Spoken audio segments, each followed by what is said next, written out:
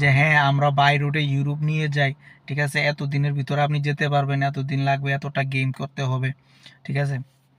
তো আসসালামু আলাইকুম রহমতুল্লাহ, আশা করছি সকলে ভালো আছেন। দেশ ও দেশের বাহিরে যে যেখান থেকে আমার এই ভিডিওটি দেখছেন সবাইকে জানাচ্ছি আন্তরিক শুভেচ্ছা। দর্শক বন্ধুরা, আপনারা যারা ওমান থেকে বা মধ্যপ্রাচ্যের বিভিন্ন দেশ থেকে আপনারা নদী পথে বা বাই রুটে ইউরোপ যেতে চাচ্ছেন বা যাবেন চিন্তা ভাবনা করতেছেন, তাদের জন্য আজকের এই ভিডিওটা। তো ভিডিওটা সম্পূর্ণ দেখার অনুরোধ জানাচ্ছি, কারণ এই ভিডিওতে আমি বিভিন্ন ধরনের তথ্য আপনাদের সাথে শেয়ার করব। তো প্রথমেই আসি, আপনি যদি একজন ওমান প্রবাসী হন বা মধ্যপ্রাচ্য প্রবাসী হন, তাহলে আপনি ইউরোপ যেতে পারবেন কিনা বৈধ পথে বা অবৈধ পথে। দুটোভাবে যাওয়া যায়। বৈধ পথে যেতে হলে আপনাকে অবশ্যই ওইখানে আপনার ভিসা লাগাতে হবে, এখান থেকে ভিসা প্রসেসিং করে যেতে হবে। সেক্ষেত্রে আপনার আরবাফের বা কফিলের এনওসি পেপার লাগবে, ঠিক আছে। আপনি যদি বৈধ পথে যেতে চান বা ওইখানে ওয়ার্ক পারমিট ভিসা লাগবে, এখান থেকে আপনার কফিলের অনুমতিপত্র লাগবে, বিভিন্ন কাগজপত্র লাগবে।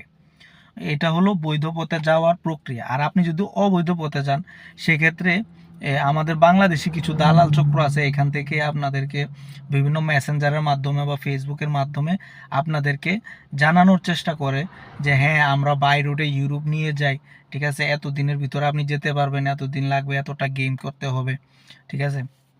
তো এসব বিষয়গুলা কেউ আসলে কথা বলতে চায় না, কারণ বিগত দিনগুলোতে আমি দেখেছি যারা এখান থেকে লিবিয়া বা ইউরোপে যাওয়ার চেষ্টা করেছে, ঠিক আছে, তারা আপনি দেখবেন যে খুবই পার্সোনালিভাবে, খুবই গোপনভাবে বিষয়টা আপনাকে রেখে, যাতে আপনি কাউকে কিছু না বলতে পারেন। মানে অনেক একটা একটা স্ক্যাম বলতে পারেন, এটা একটা পুরো একটা স্ক্যাম, ঠিক আছে। এটা অনেক একটা বড় চক্র আছে। তো এই বিষয়ে আমি অনেক স্টাডি করেছি এবং জেনেছি বিষয়গুলোতে যে কিভাবে কিভাবে যাওয়া লাগে। সেই ক্ষেত্রে আমি বলবো যে আপনারা অবৈধ পথে কোনো সময় ওমানে থাকেন বা মধ্যপ্রাচ্যের যে কোনো দেশে থাকেন, অবৈধ পথে কোনো সময় যাবেন না। কারণ অবৈধ পথে গেলে আপনি বাঁচবেন কি মরবেন এটার কোনো নিশ্চয়তা নাই। আপনারা যদি ছবিতে এই দুইটা ভাইকে লক্ষ্য করেন, দেখেন তাদের আগে কি অবস্থা ছিল যখন তারা এই যে এই লিবিয়ার উদ্দেশ্যে গিয়েছে আপনার নদী পথে।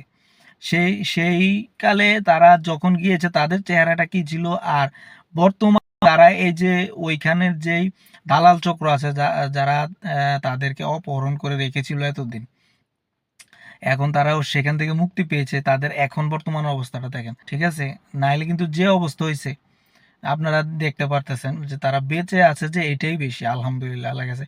তো আমি বলবো যে আপনারা কোনো সময় অবৈধ পথে ইউরোপ যাওয়ার চেষ্টা করবেন না, কারণ এটা আপনি আপনার জীবনকে আপনি মৃত্যুর মুখে ঢেলে দিলেন।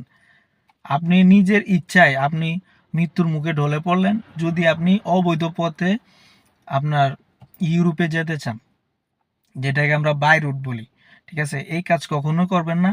2 পয়সা বেশি গেলেও আপনার জানের নিরাপত্তা দিয়ে আপনি বৈধভাবে ইউরোপে যাবেন।